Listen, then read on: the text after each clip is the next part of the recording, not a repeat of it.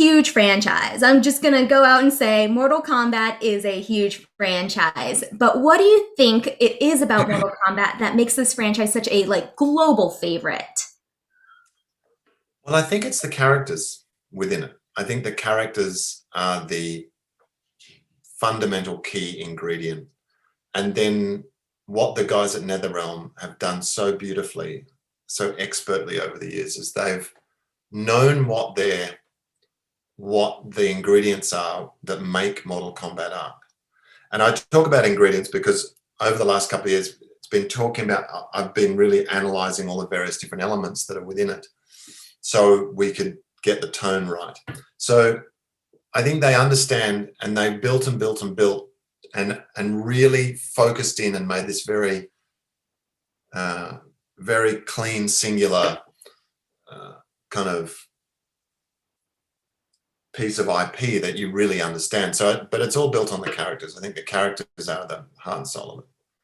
So, talking about the characters, the cast that you assembled, this film, like you really went around the world. Literally, everyone is in a different country right now, I think.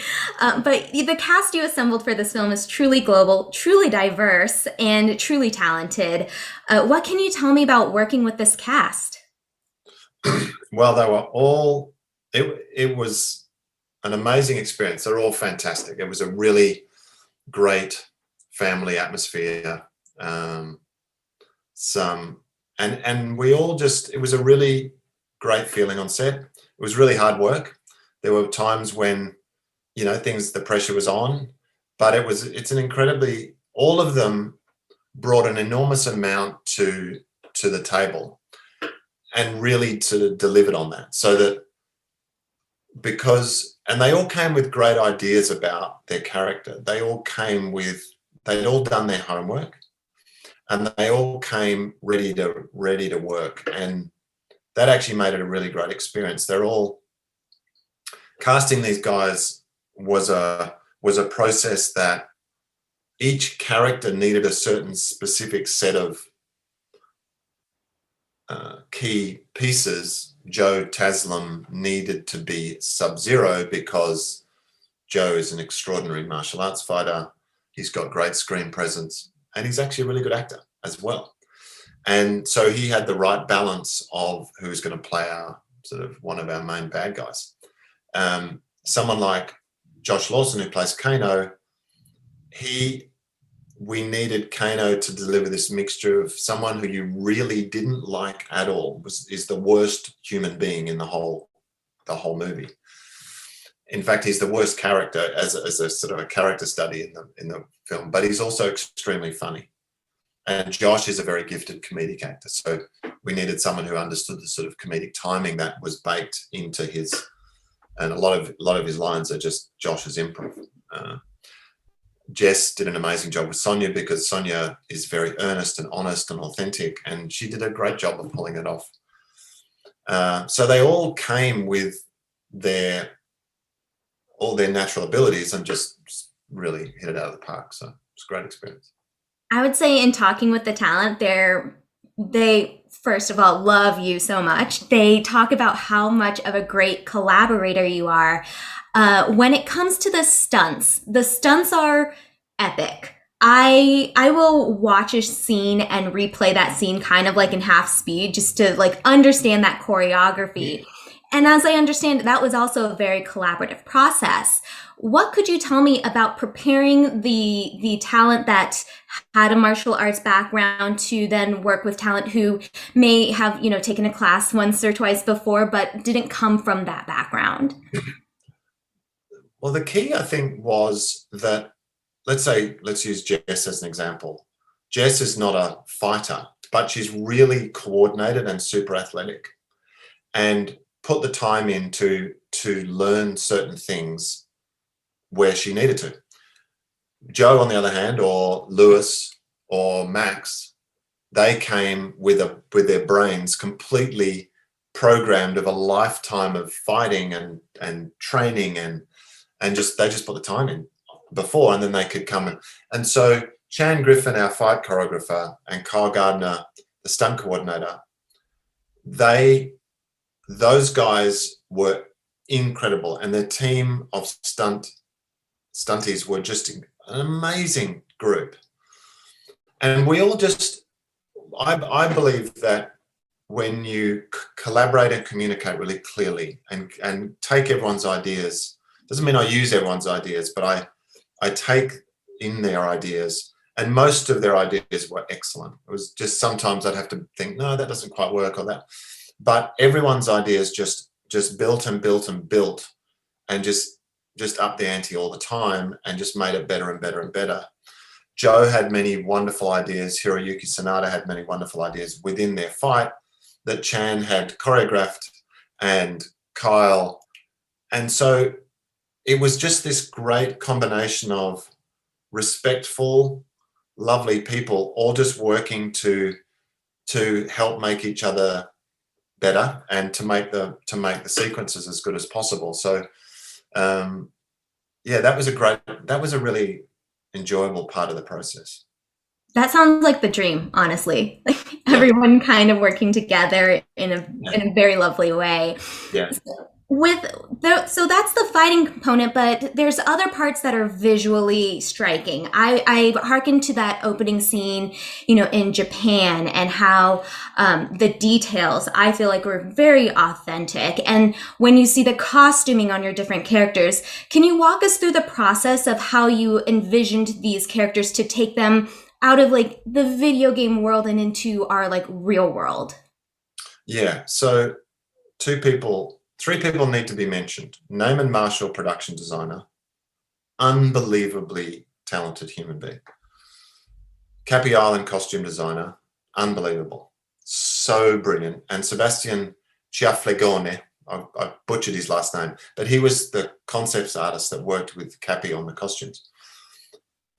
So what I was saying to these guys was authenticity, detail, real, and it was all about layering and detail and lived in, so that you felt like when we visit Japan, for instance, we feel like this. Sorry, my Siri's gone off. We feel that this is a lived in, we're just getting a moment of time within the world that they've been living in. And so that attention to detail and we had many conversations about wood finish, and like even in the Japanese, in the opening of Japan, you see some of the walls that that are made out of paper. Well, on there's also little repair work, and that's what they used to do. So they wouldn't have windows or glass, so you would repair the paper, and so the little details like that all build to make it feel very authentic. And when it's authentic, you believe. So my goal is to get the audience to believe. And the costumes we spent a lot of time working on the costumes to make them feel, again, lived in, detailed, layered, but also respectful of where they came from. Each of these characters had many different looks and feels. And we had a room for each character. We had a giant room with as many iterations of the characters that have existed as we had them all up on the walls. And so each time we were working on the design of the costumes, we would look at where they'd come from and took little elements and felt like, okay, have we got while it may not be exact, have we got the key elements that make up Kung Lao and his hat, and make up Sub-Zero, and even Sonya because it's quite simple, but I didn't want it to feel simplistic. So Kano's the same. So sometimes you can go over the top and it just feels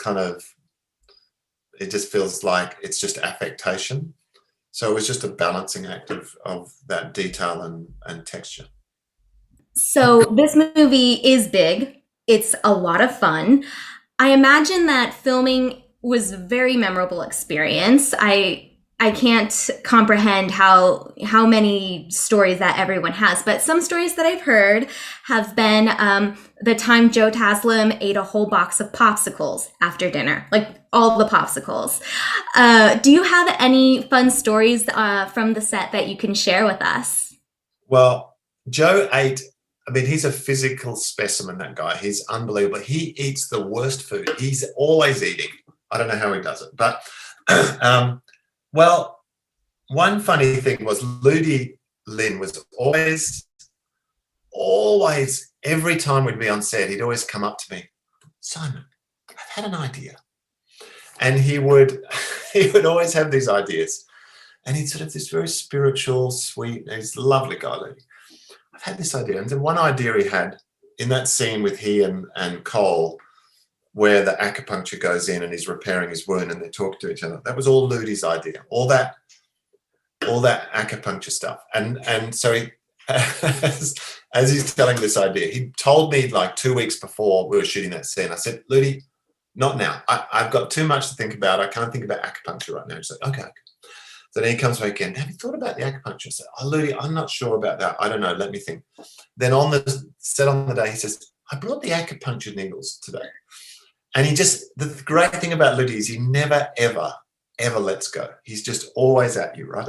In the most beautiful way. And then, so he's talking to me about the acupuncture. And then Lewis overhears and he comes up and says, what are you talking about these needles for? And he starts to get a bit panicky. And I said, all right, Ludi, you can do it. You can do it. Okay. And then I said, you guys go and work it out and then come. And then they're over there for a while. And then Lewis comes over to me and says, Simon, you have to save me from Ludi. And I said, what's he doing? He said, he wants to put needles in me. I said, don't worry, it's going to be fine. And I said, you just go there and sort it out with Ludi. And so they did. They sorted it out and they got the scene worked out really well. And yeah, it was all Ludi's idea, that. And it was very funny. Lewis was hilarious through that. Oh, that's awesome. Yeah. Yeah. So, you know, it was, and that's the sort of thing that's what I always believe, that you bring good moments out by allowing people to bring ideas. And, you know, by and large, everyone's ideas were really great. So that was fun. Scorpion or Sub-Zero? Oh, I love them both so much. Scorpion.